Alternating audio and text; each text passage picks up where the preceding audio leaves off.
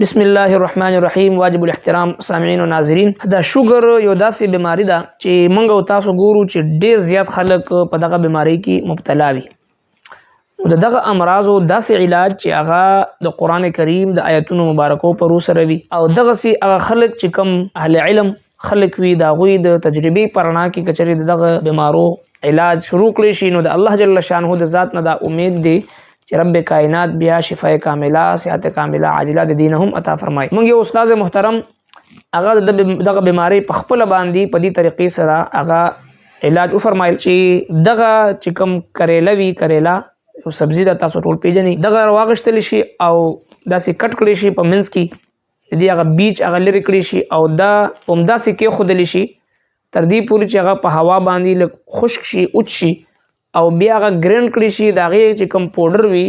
پاوډر جوړ شي هغه پاوډر سحر په نهر باندې یو چمچ چې کله مستقل استعمالي نو د یو کال د استعمال په وجه باندې الله تبارک وتعالى زموږ استاد محترم ته هم شفا نصیب فرمایل. دغه سي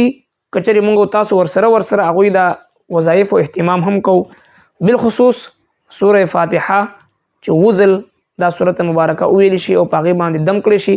یقینا سوره فاتحه چې دا د یو نوم سورۃ الشفاء هم ده. الله تبارک وتعالى په دې مبارک سورت کې د هر بیماری علاج او شفاء هغه یخري، نو لہذا دغه علاج ورسره چې د سوره فاتحه وزل ویل او پاغي باندې دمول او دا چې مستقل خپل استعمال کې هغه بیماران چې کوم د شوګر بیماران بیا اوساتي د الله رب العالمین د ذات نه دا قوي امید دی چې رب کائنات ورته شفای کامله عاجله به ورته نصیب فرمای. الله تبارک وتعالى په خپل فضل او کرم سره د ټولو امراضو د ټولو بیمارانو